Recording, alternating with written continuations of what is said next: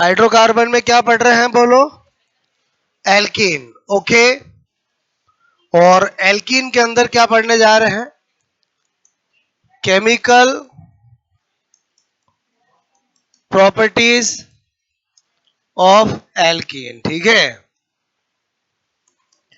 Alkene के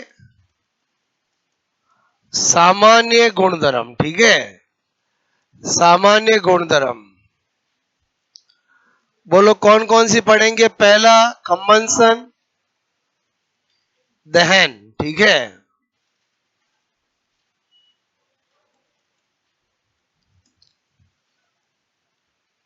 number 2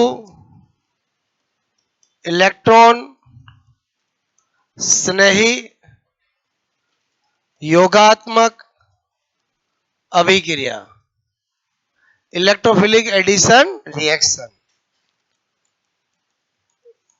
EAR लिखो, समझ जाओगे बोलो। EAR का मतलब क्या बोलो? Electrophilic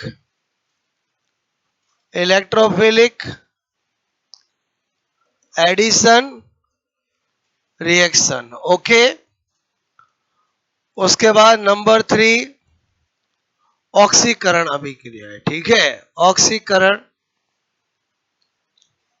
oxidation reaction, oxidation reaction. ठीक है, उसके बाद नंबर 4 बहुलकीकरण अभिक्रिया, पॉलीमेराइजेशन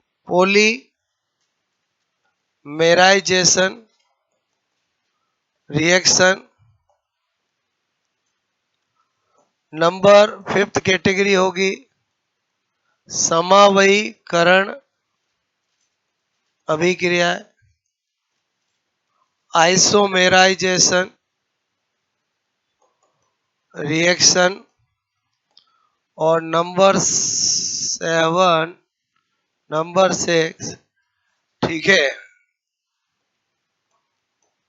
प्रतिस्थापन अभिक्रिया, सब्स्टिट्यूशन रिएक्शन। ठीक है, रिएक्शन। ओके, अगर इनमें से सबसे ज्यादा जो इंपॉर्टेंट है वो वेरी वेरी वेरी इंपॉर्टेंट और वेरी वेरी इंपॉर्टेंट पढ़ेंगे हम सब, लेकिन ये दो जो है उससे सबसे ज्यादा क्वेश्चन बनते हैं। ठीक है, मतलब पूरी केमिकल रिएक्शंस को कितनी कैटेगरी में डाल दिया मैंने? मोटा मोटा 6 पॉइंट। क्लियर?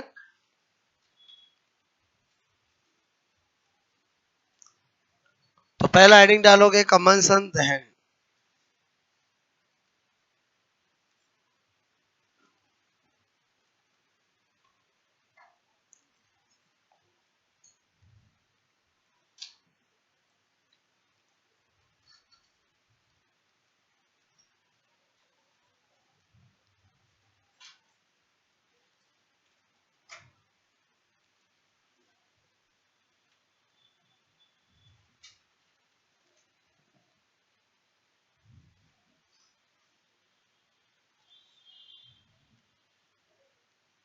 ओके, पढ़े एक एक बोलो। ठीक है, तो पहला क्या है? मैंने कहा दहन, कंबंशन। वो तो पहले लॉजिक सिखा चुका हूं, कोई भी हाइड्रोकार्बन हो जब भी कंबंशन होगा प्रोडक्ट क्या बनेगा? CO2 और H2। ठीक है, तो सबसे छोटी, इससे छोटी तो एल्कीन ले ही नहीं सकता। ये लू SE2H4 O2 change of CO2 और H2O, बैलेंस कर सकते हैं। इधर कार्बन कितने? 2, तो यहां भी कितने आएंगे? 2। उधर हाइड्रोजन कितने? 4, तो यहां पर कितने आएंगे? 2। 4 हो गए बोलो। फिर ऑक्सीजन इधर कितने हो गए? 4 और 2 6, तो इधर कितना आ जाएगा? 3। और समझे ही समझे बोलो। क्लियर? तो एक मैंने किया, दूसरा आप कर लोगे, C3H6। क्लियर? बोलो O2, ये X Y Z। क्लियर? मैंने बना दिया इसको क्वेश्चन। क्लियर? यहां X Y एंड Z होंगे। क्लियर? तो ये नोट करके ये करोगे आप बोलो।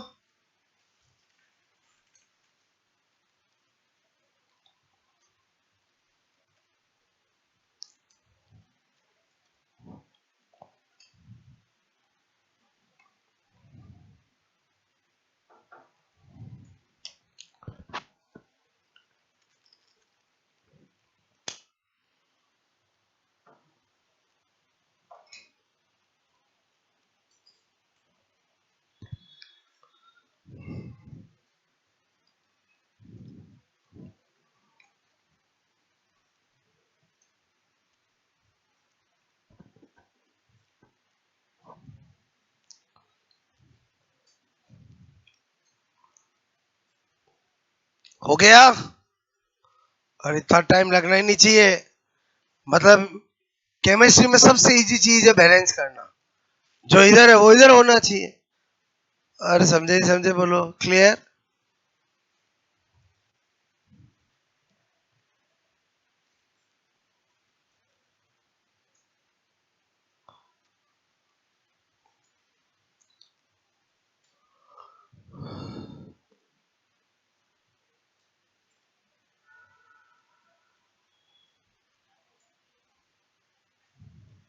ऑप्शन दूं?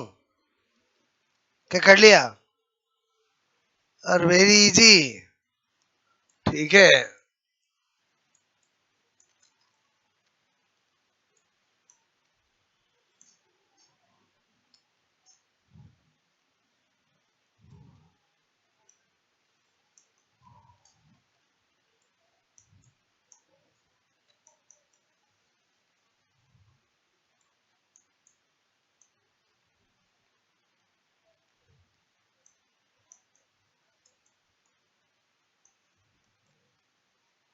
क्या होगा बोलो? बोलो। बोलते ही नहीं है। अरे एकदम इजी। बोलो क्या होगा? सी होगा तो कॉम्पिडेंटल बोलो ना। क्लियर? करना क्या है मुझे बताओ। बोलो आपको पता है कि इसको बैलेंस करना है, तो इधर 3 है तो इधर भी 3 तो कार्बन करने ही पड़ेंगे। फिर हाइड्रोजन इधर 6 है तो इधर 2 है तो 3 लगाऊंगा, 6 करना ही पड़ेगा। फिर ऑक्सीजन कितना हो गया? 6 और 3 9, तो 9/2 करूंगा तो 9 हो जाएगा बोलो। हाँ या ना? अरे समझे नहीं समझे बोलो। 18 में 2 का भाग देंगे तो 9 नहीं आएगा?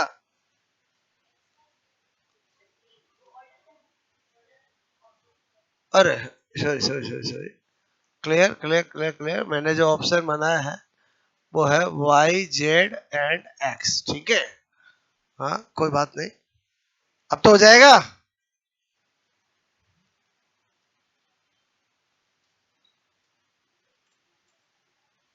तब तो नन था। इनमें से कोई नहीं था ना?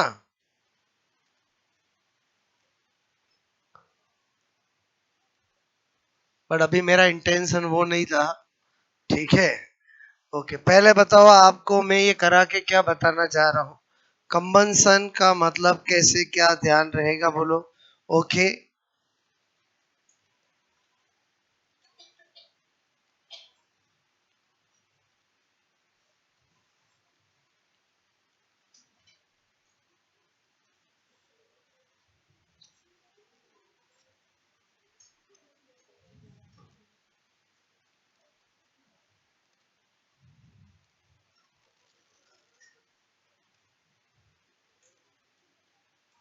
ओके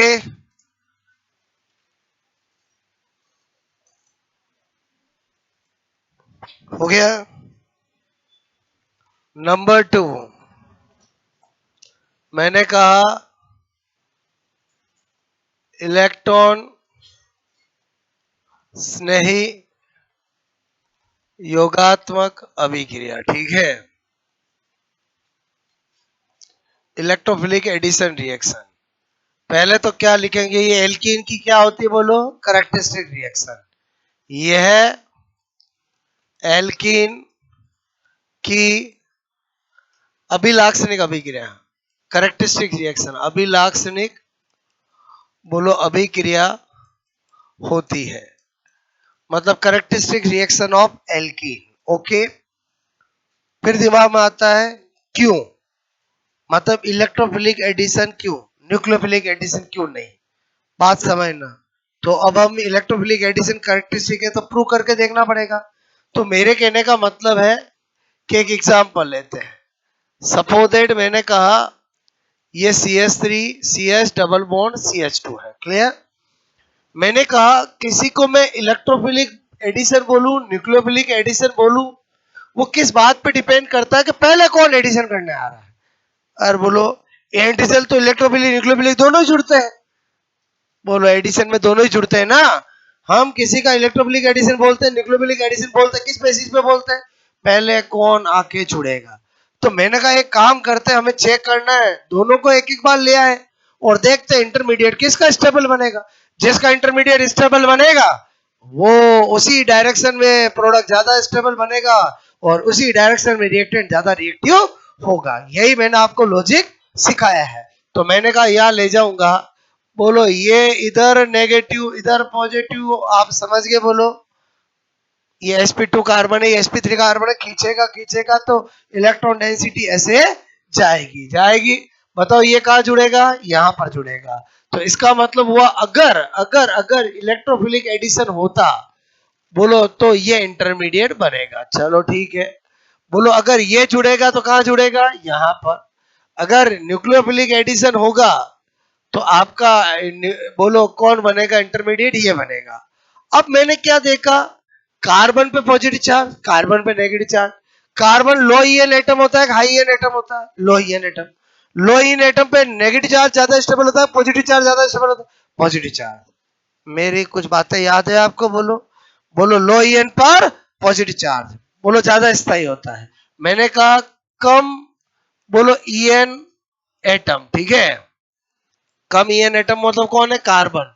बोलो पर पॉजिटिव चार्ज क्या होता है, बोलो अधिक स्थायी, ठीक है, मोर स्टेबल। क्या होता है, बोलो मोर स्टेबल, ठीक है।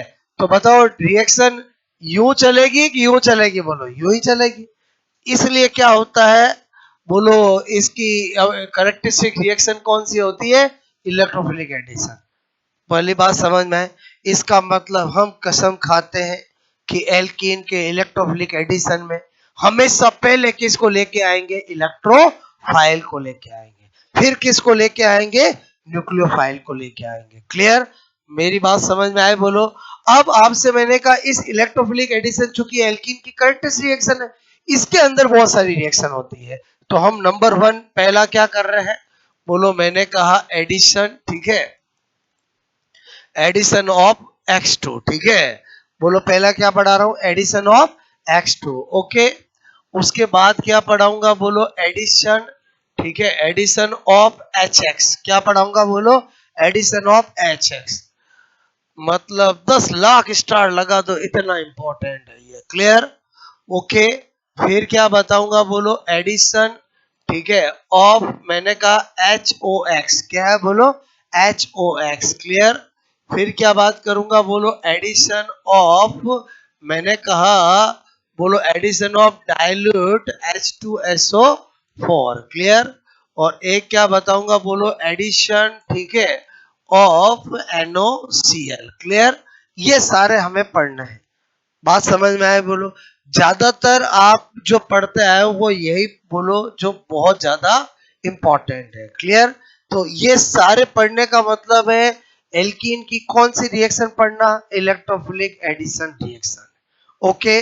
तो आपको मैंने कहा नंबर 1, और मैं जो भी प्रोडक्ट बनाऊंगा वो मैं रियल जो तरीका है ऑर्गेनिक का वैसे बताऊंगा। कोई मार्कोनिकॉप नहीं, कोई एंटी मार्कोनिकॉप नहीं, कोई सजेप नहीं, एक नियम लेने की जरूरत नहीं है।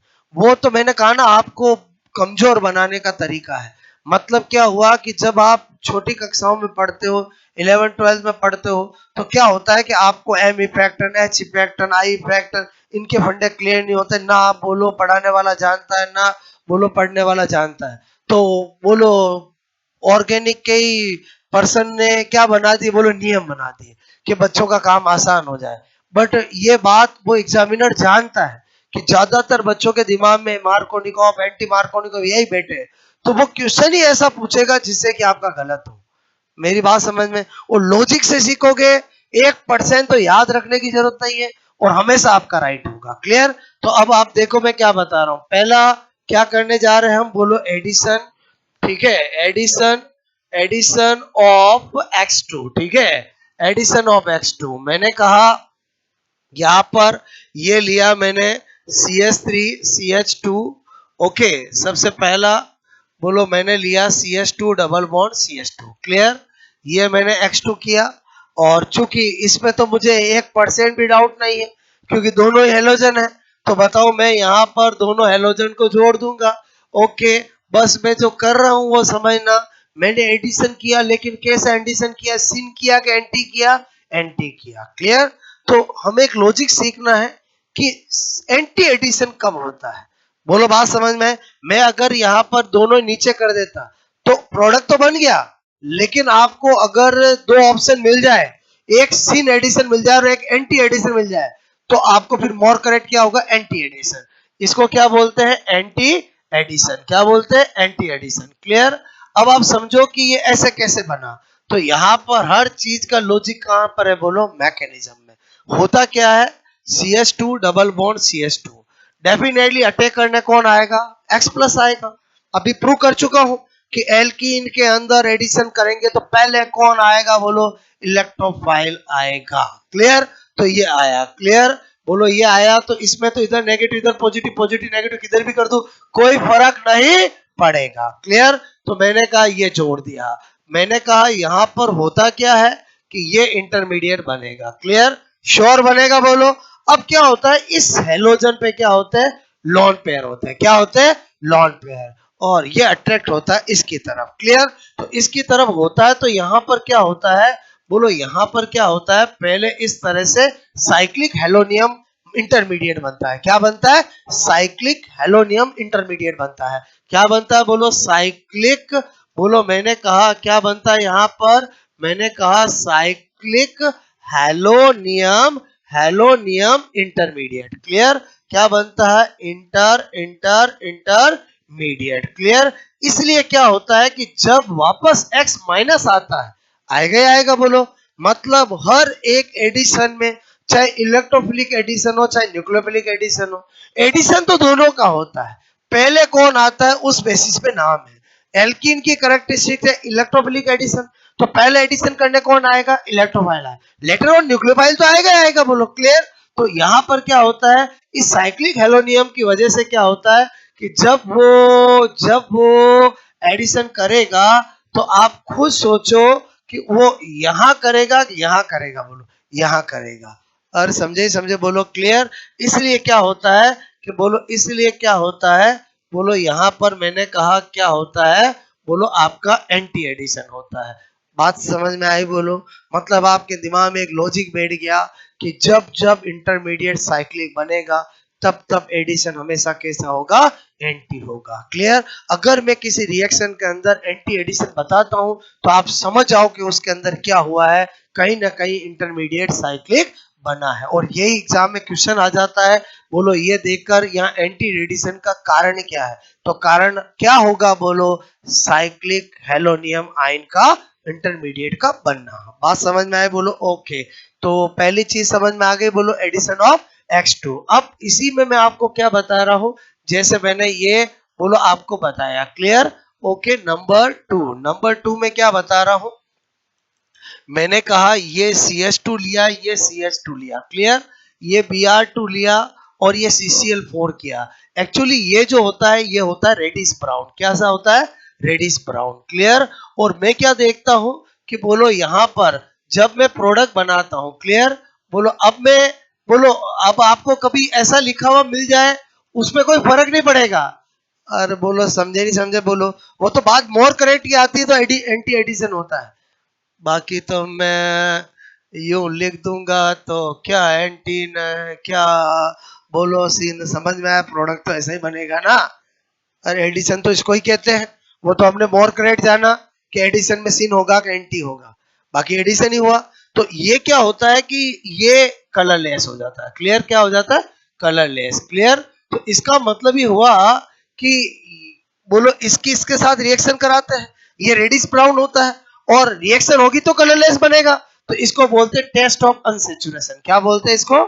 टेस्ट ऑफ, मैंने कहा अनसेचुरेशन। क्लियर? अनसेचुरेशन। ठीक है? टेस्ट ऑफ अनसेचुरेशन का मतलब क्या हुआ? असंतृप्तता।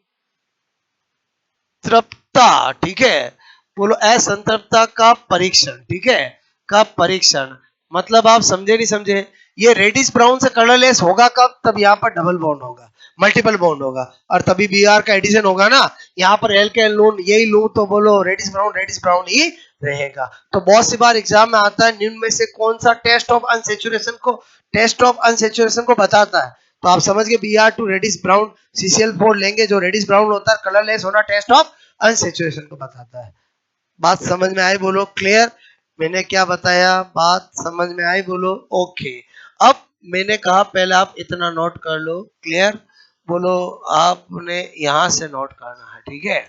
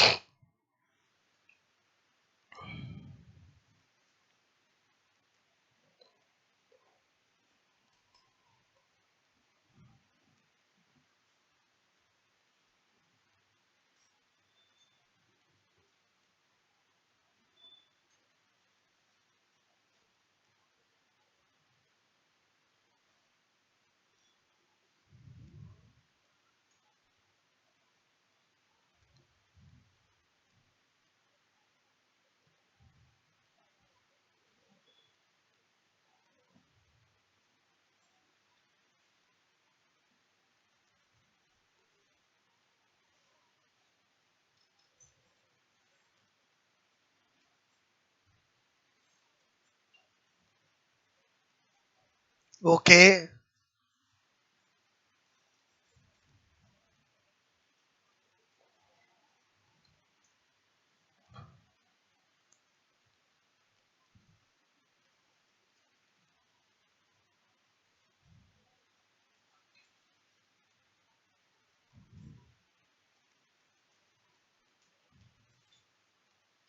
ये आया समझ में बोलो।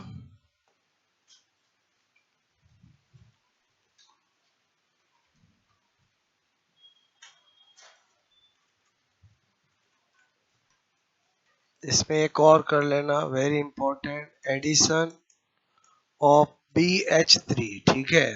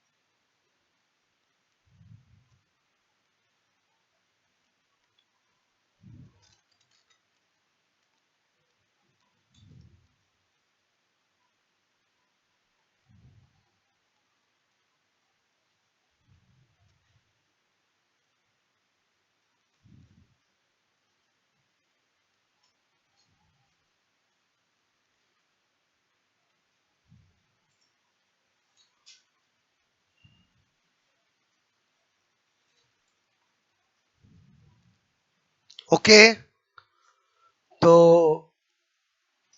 पहली नोट कर लोगे।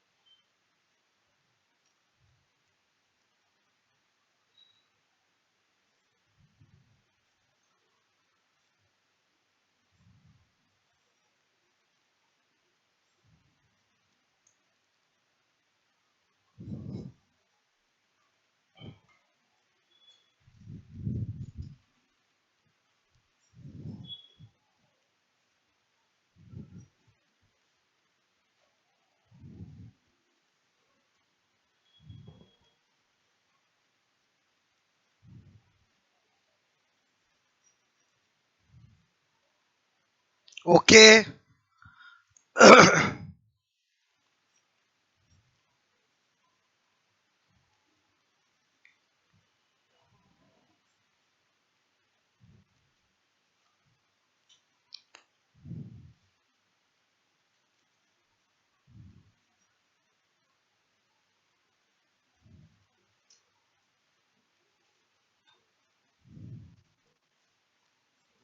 यहाँ क्या सिखाना चाह रहा था, समझ में आया? बोलो कि एंटी एडिशन कब होता है।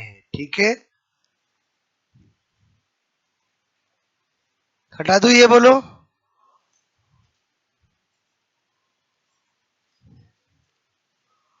ठीक है, इसको नोट में लिख लोगे। ठीक है,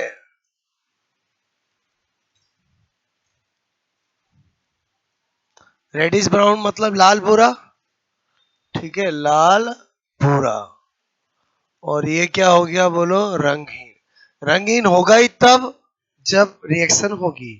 ठीक है, और रिएक्शन होगी कब? जब डबल बॉन्ड होगा, तभी बीआर जुड़ेगा।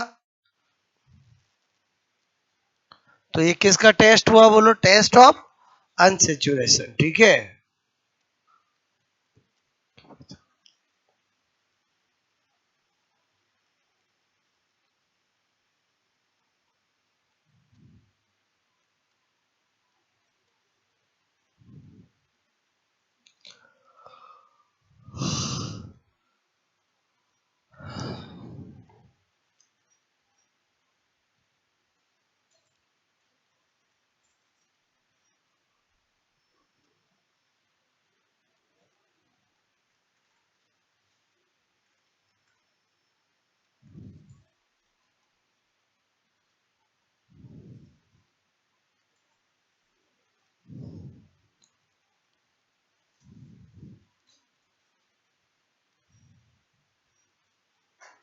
ओके। आ जाए नंबर 2 पे, बोलो। वेरी इंपॉर्टेंट, जिसका नाम क्या है, बोलो? मैंने कहा एडिशन। ठीक है, एडिशन ऑफ एच एक्स। ठीक है, तो सबसे पहले तो आपको रिएक्टिविटी ऑर्डर पता होना चाहिए। H F, H C L, H B R, H I, कौन ज्यादा रिएक्टिव है, बोलो? H I. ये तो हमेशा पता होना चाहिए। क्लियर? कौन ज्यादा रिएक्टिव है? H I. कौन कम रिएक्टिव है? H F. ओके। अच्छा, अब देखो, मैंने कहा सारी बातें एग्जाम्पल से बता रहा हूं। अब आप 15-20 मिनट पूरा इधर ध्यान देना, यही सबसे ज्यादा इंपॉर्टेंट है और इसी से क्वेश्चन आते हैं। ठीक है, जैसे मैंने लिखा CH3 CH double bond CH2 और यहां पर लिखा HCl और मुझे बनाना प्रोडक्ट। क्लियर? तो हम जनरली क्या करते हैं, बोलो? इधर नेगेटिव इधर पॉजिटिव, ये पॉजिटिव ये नेगेटिव, पहले कौन आएगा टेक करने? पहले कौन आएगा? पॉजिटिव आएगा। ये क्या आएगा? यहाँ पर, फिर ये यहाँ पर। तो हम डायरेक्ट प्रोडक्ट बना देते हैं ऐसे। और ऐसे ही स्कूल में सिखाया, बोलो? आपको ऐसे ही सिखाया कि नहीं सिखाया, बोलो? बोलते ही नहीं है। ठीक है, बोलो आपको। हाँ हाँ हाँ हाँ हाँ हाँ, ठीक है, समझ गए, बोलो? ऐसे ही अगर हम थोड़ा सोचे कैसे हुआ होगा, तो CH3 CH double bond CH2, मैंने कहा पहले कौन आएगा? पहले कौन आएगा? पहले कौन आएगा? इलेक्ट्रोफाइल। क्लियर? बोलो इधर नेगेटिव और इधर पॉजिटिव। बोलो ये यहाँ जुड़ेगा, ये हमारा क्या बनेगा? इंटरमीडिएट। क्या बनेगा, बोलो? इंटरमीडिएट। क्लियर? और फिर कौन आएगा, बोलो? ये आएगा और हमने यहाँ पर जोड़ दिया। क्लियर? पहले बताओ, ये प्रोडक्ट हमने किसके अकॉर्डिंग बनाया? मैकेनिज्म के अकॉर्डिंग। अब ऐसा कोई नहीं सोच पाए, उसके लिए रूल बना दिए मार्कोनिकॉफ ने। मार्कोनिकॉफ क्या कहता है कि जब भी एल्कीन की रिएक्शन HX से कराते हैं तो हेलोजन आयन, बोलो आपसे मैं कह रहा हूं, ठीक है, बोलो आपका जो है वहां जुड़ता है जहां हाइड्रोजन की संख्या क्या हो, कम हो। अरे ऐसे ही बोला ना आपको, बोलो मैं क्या बोल रहा हूँ, ऐसे ही बोला कि नहीं बोला? क्लियर? जहां हाइड्रोजन की संख्या क्या हो, कम हो। क्लियर? अगर आपके दिमाग में यही बैठा हुआ है, क्लियर, तो आपको अगर एग्जामिनर ने ये क्वेश्चन दे दिया, बोलो ये क्वेश्चन दे दिया, क्लियर, बोलो ये क्वेश्चन दे दिया, ओके, और आपको दे दिया HCl, ठीक है, और आपसे पूछा प्रोडक्ट, आपको क्या पूछा? प्रोडक्ट। पक्का ऑप्शन कैसे आएंगे?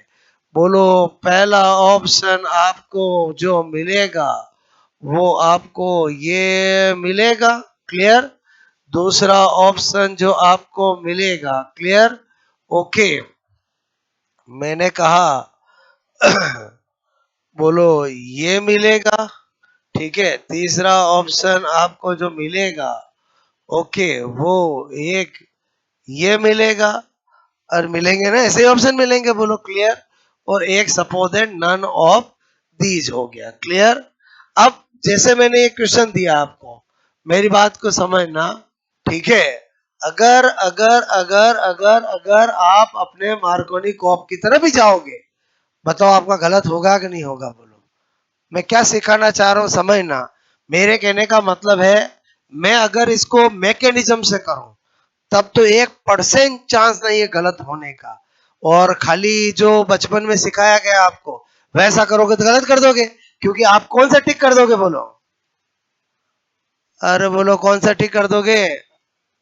ए करोगे, बी करोगे? बोलो, आप तो वही करोगे ना, कम है उस पे यही कर दो, ये तो Cl, बोलो यही कर दोगे ना, जबकि आंसर क्या है आपका इसका? बी है। मैं क्या सिखाना चाह रहा हूँ समझ, बी क्यों है आपको समझ में आ गया है? क्यों आ गया है? क्योंकि मैंने आपको चीजें सिखाई है। और वापस ध्यान दो, बोलो ये है NO2, क्लियर, ये है CH, ये है डबल बॉन्ड CH2। अब बताओ इस बार तो ये खींचेगा ना, ये खींचेगा तो इलेक्ट्रॉन डेंसिटी इधर नेगेटिव आएगा, इधर पॉजिटिव आएगा। अटैक करने पहले कौन आता है? पॉजिटिव। बोलो वहां कहा जुड़ेगा? यहाँ पर। क्लियर? जुड़ेगा नहीं जुड़ेगा? बोलो। तो मेरे कहने का मतलब ये NO2, ये CH2, ये CH2, और आपका ये, और फिर कौन आएगा? NO2, और बोलो कौन आएगा? बोलो, मेरे कहने का मतलब Cl माइनस, और प्रोडक्ट क्या बन जाएगा? बोलो NO2, क्लियर, CH2, CH2, और बोलो आपका CH2Cl। मेरी बात समझ में? इसका मतलब हमें प्रोडक्ट हमेशा कैसे बनाना है?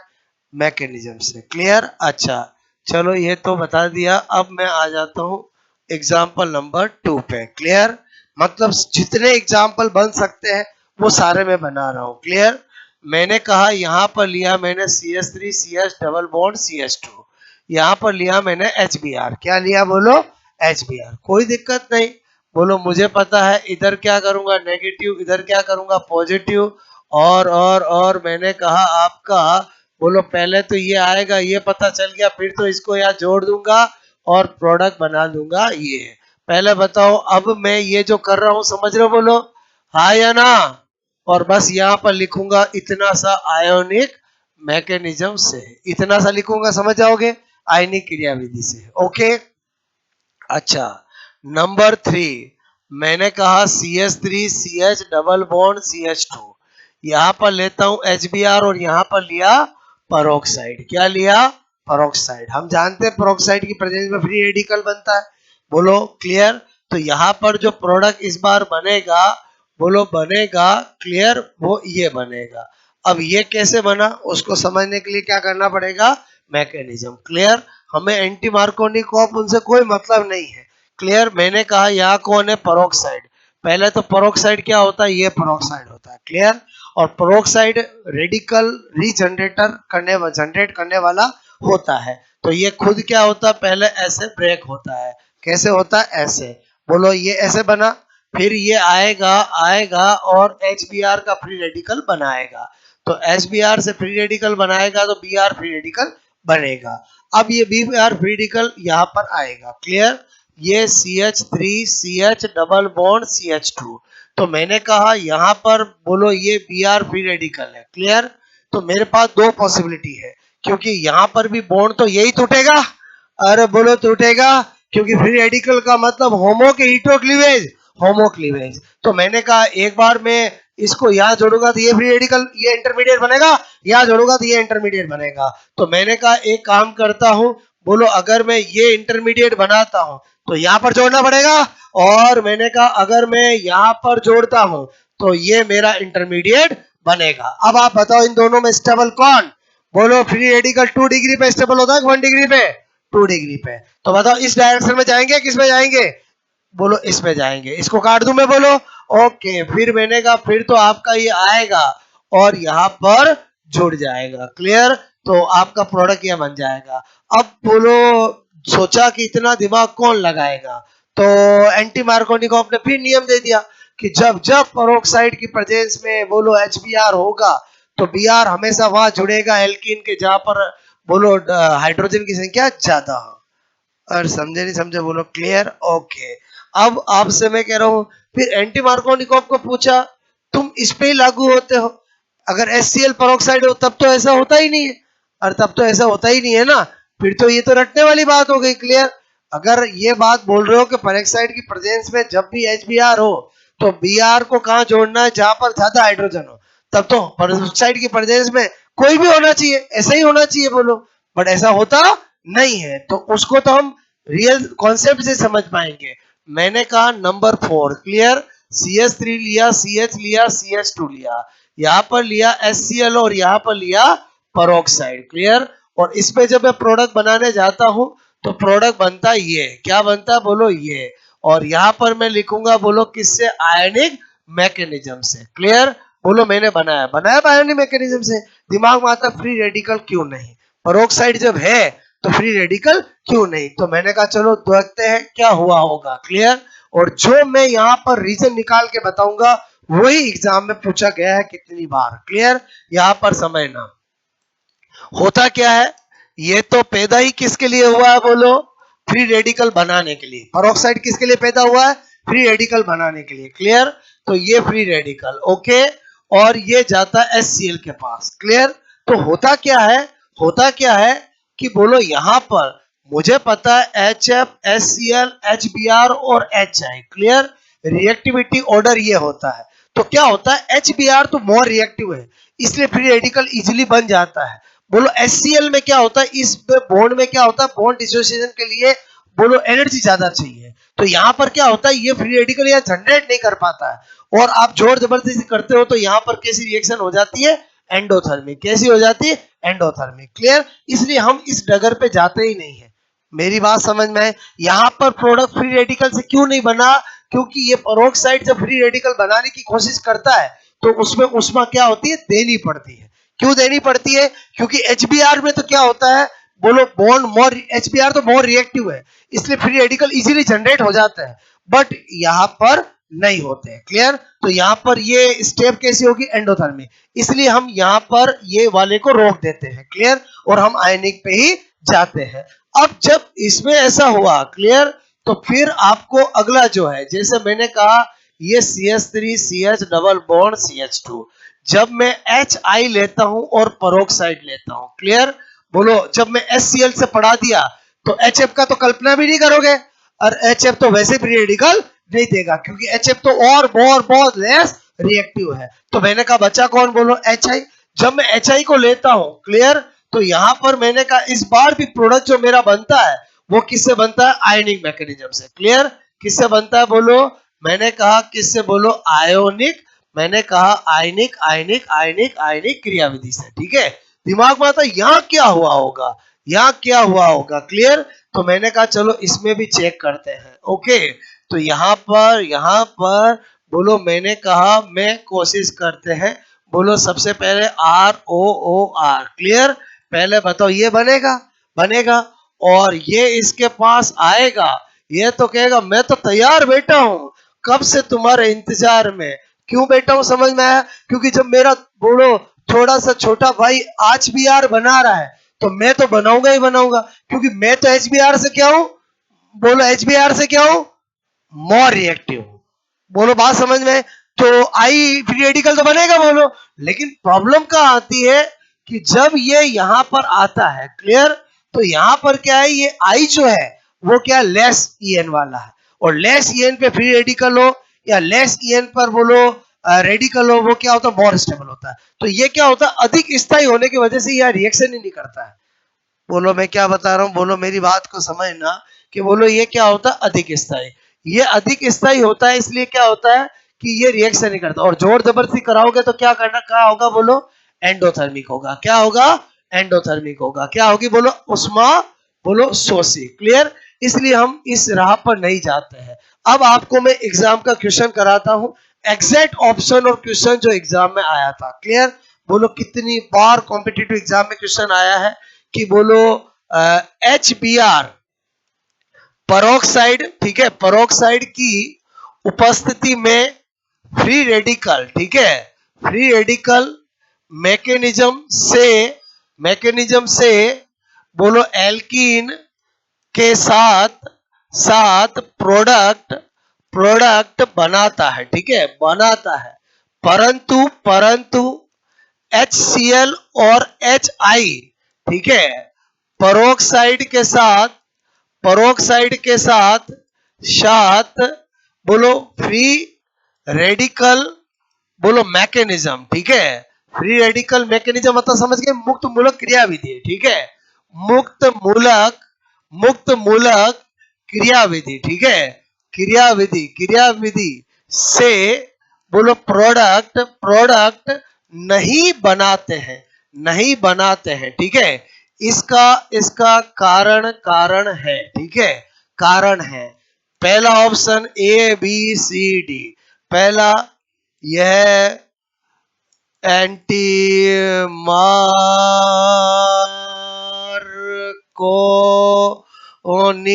मार्कोनिकोव नहीं दर्शाते हैं, ठीक है।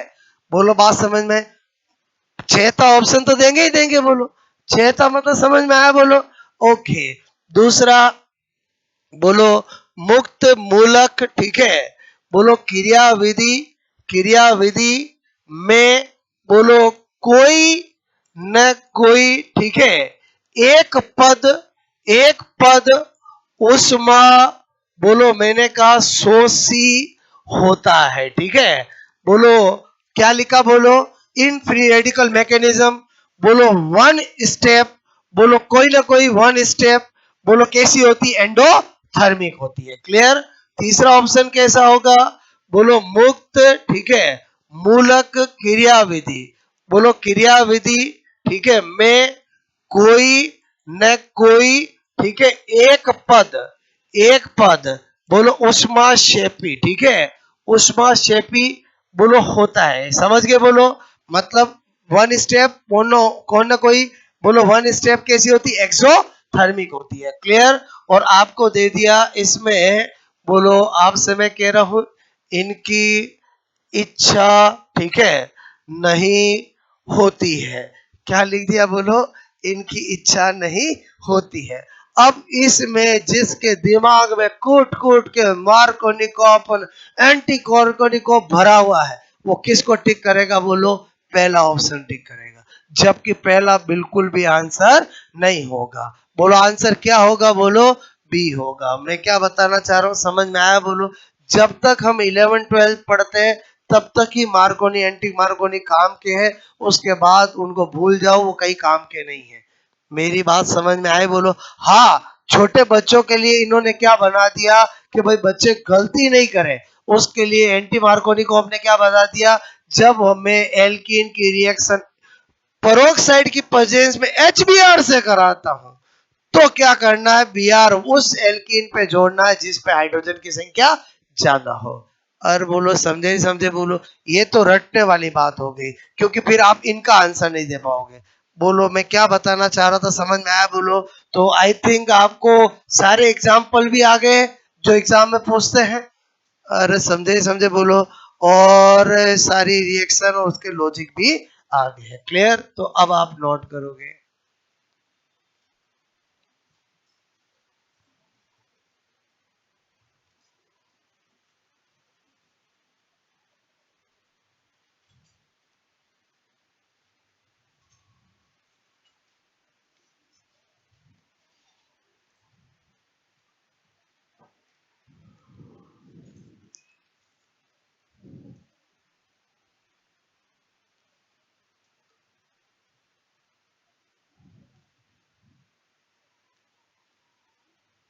आपको मेरी बात समझ में आई? बोलो आपको ठीक है?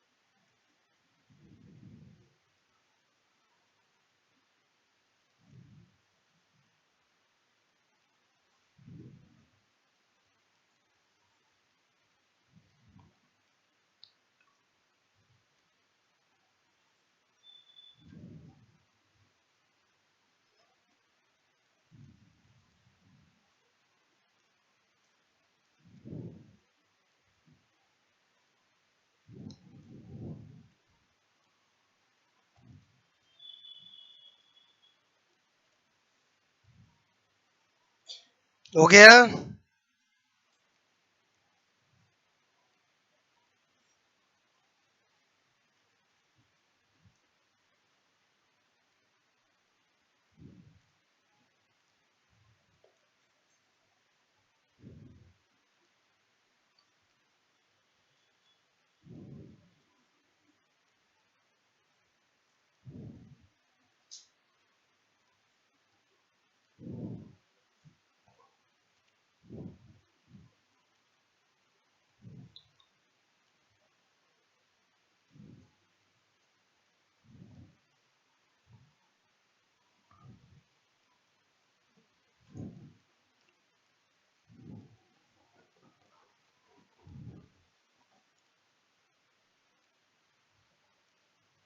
यहाँ तक कि कॉलेजों में भी लोग मार्कोनी और एंटी मार्कोनी को अब से ही पढ़ाते हैं। अरे बोलो, मैं क्या बोल रहा हूँ समझ रहे? बोलो क्लियर? ओके। तो अपने को वो बिल्कुल भी याद नहीं रखना है, ठीक है? उन्होंने किया कुछ नहीं है, बोलो आप समझ गए ना? बोलो इजी करने के लिए वो बना दी है, ठीक है? हो गया ये नोट? बोलो।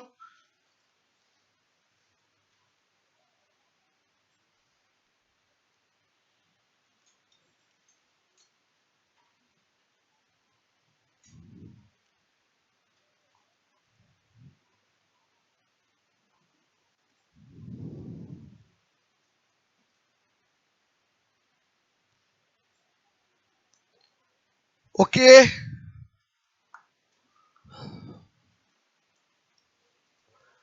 अगर मैंने पेरोक्साइड नहीं किया, खाली HBr किया तो आयनिक मैकेनिज्म। ओके।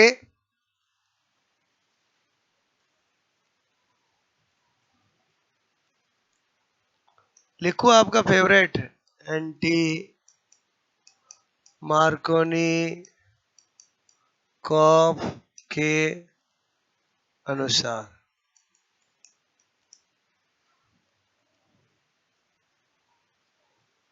देखो,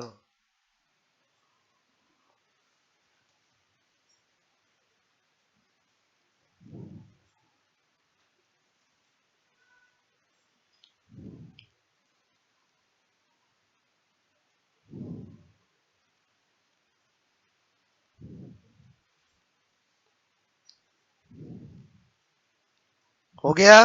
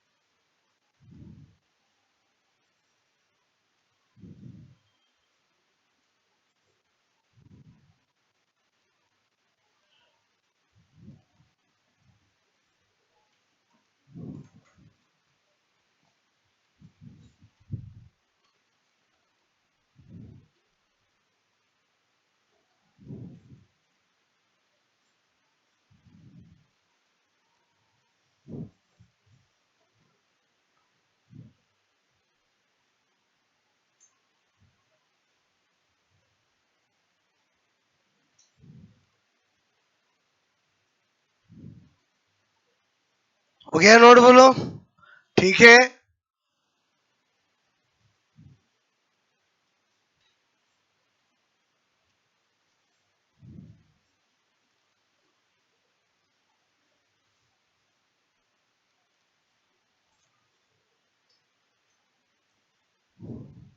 ओके,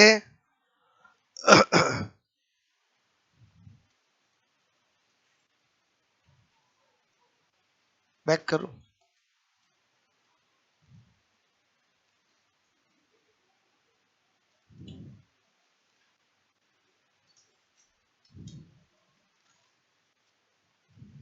हो गया नोट।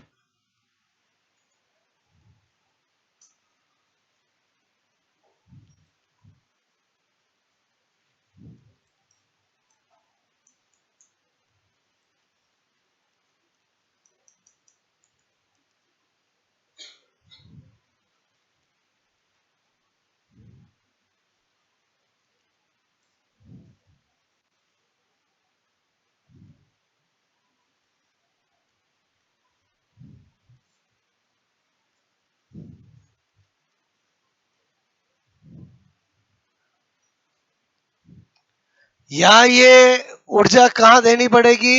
इससे फ्री रेडिकल बनाने में। यहाँ किस में देनी पड़ेगी? इसको यहाँ पर जोड़ने में, फ्री रेडिकल को जनरेट करने में। इसलिए कोई ना कोई एक स्टेप कैसी बनती है फ्री रेडिकल बनाने के दौरान? उस्मासोसी।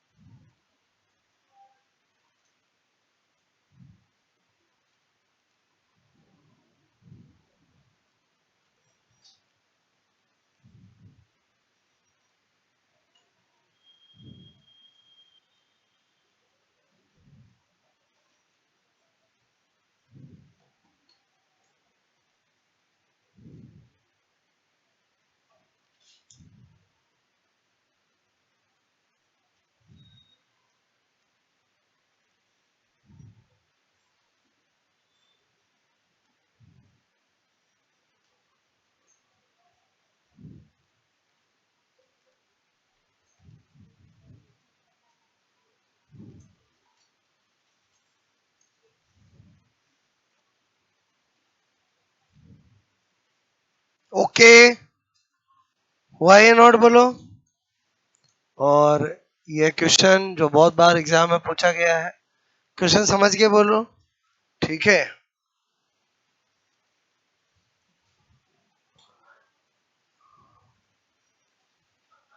HBr, presence of peroxide, so free radical reaction mechanism, but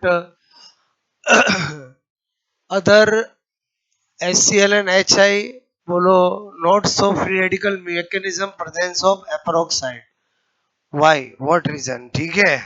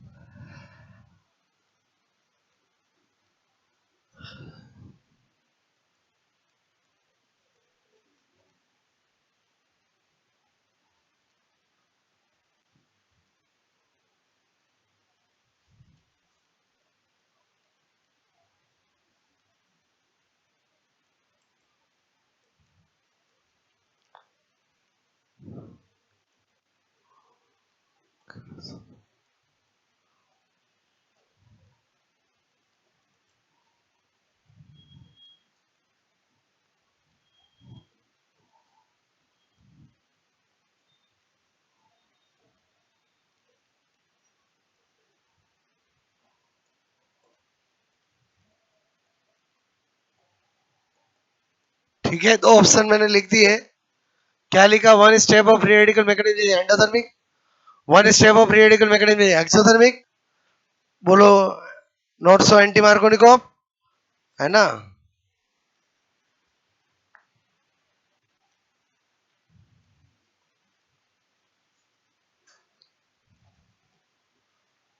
यहां तक कहानी समझ में आए बोलो? बाकी एडिशन और बाकी सब हम कल स्टडी करेंगे, ठीक है?